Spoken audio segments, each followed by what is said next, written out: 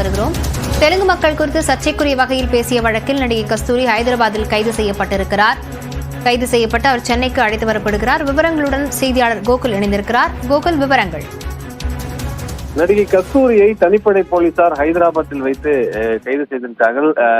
அவர் மீது 4 பிரிவின் கீழ் வழக்கு பதிவு செய்து காவல்துறை தேடி வந்த நிலையில அவர் ஹைதராபாத்தில் தலைமறைவாக இருப்பதாக காவல்துறைக்கு வந்த தகவலின் அடிப்படையில 2 நாட்களாக ஹைதராபாத்தில் தனிப்படை போலீசார் தேடி வந்த நிலையில கஸ்தூரியை தற்பொழுது கைது செய்து சென்னைக்கு போலீசார் அழைத்து வர இருக்கிறார்கள்.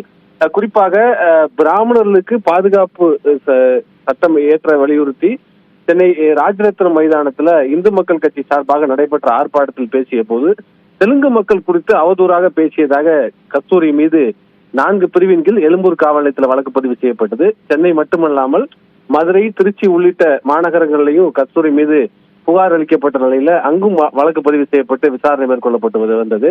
இந்த நிலையில் எழும்பூர் போலீசார் கஸ்தூரிக்கு விசாரணைக்கு ஆஜராக சம்மன் அனுப்பியிருந்த நிலையில அவர் வீட்டில் இருந்து மொபைல் போன் எல்லாம் சுவிட்ச் ஆஃப் செய்துவிட்டு தலைமறைவாகிவிட்டார். இந்த நிலையில் மதுரை கிளை, அதாவது சென்னை உயர்நீதிமன்ற மதுரை கிளை முன்ஜாமீன் மனுவை தள்ளுபடி செய்த நிலையில தொடர்ந்து தலைமறைவாக இருந்த கஸ்தூரியை தீவிரமாக தொடர்ந்து பேசலாம். நம்முடைய இணைப்பில் ஓய்வு பெற்ற காவல்துறை அதிகாரி கருணாநிதி இணைந்திருக்கிறார். வணக்கம் சார். வணக்கம். இது போன்ற வழக்குல தொடர்ந்து என்னென்ன மாதிரியான நடவடிக்கைகள் மேற்கொள்ளப்படும் திரு கருணாநிதி? இது வழக்கு பதிவு பண்ணிருக்கிறதுனால இது காக்னிசபிள் ஆஃபென்ஸ் பிடிக்கக்கூடிய குற்றம்ங்கிறதுனால அரெஸ்ட் பண்ணிருக்காங்க. மேற்கொண்டு இது சாட்சிகள் வச்சு சாட்சி குற்றப்பத்திரிகை தாக்கல் செய்வாங்க.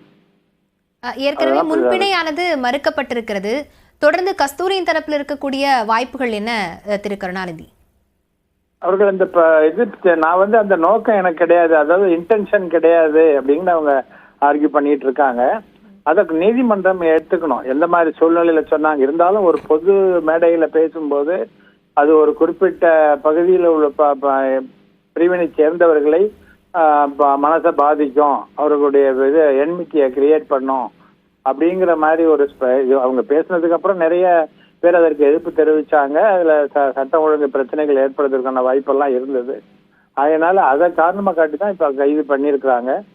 இவர்கள் என்னதை சொன்னாலும் நீதிமன்றம் அதை ஏற்றுக்கொள்ள வேண்டும். அவர்கள் முன்னாடி ப்ரொடியூஸ் பண்ற சாட்சிகளை ஓப்பனா நீதிமன்றத்துல ஒரு வேலை நான் அந்த நோக்கத்துல சொல்லலைங்கிறத சொன்னா அதை நீதிமன்றம் ஏற்றுக்கொண்டு விடுதலை செய்தாலும் செய்யலாம், அல்லது இவர்கள் மீது தண்டனை கொடுக்கிற இதை பொறுத்து இருக்கு.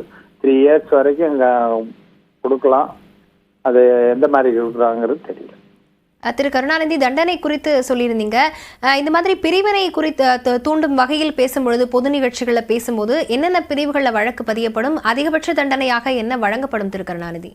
153 பல இதில் போனாங்க. இப்போ பிஎன்எஸ் செக்ஷன் சேஞ்ச் ஆகிருக்குது. அது ஆக்சுவல் அந்த செக்ஷன் எனக்கு தற்போது இப்போ எனக்கு நினைவில்லை. அந்த அதாவது இதை பொறுத்து இருக்குது. மேக்சிமம் 3 years கன்விக்ஷன் கொடுக்கலான்னு இருக்கு. அவ depends upon the description of the judge. அந்த கேஸோட இதை பொறுத்து இருக்குது. இவங்க பதில் அளிக்கிறத பொறுத்து இருக்கு. சாட்சிகளுடைய வாக்குமூலங்களை பொறுத்து இருக்கு.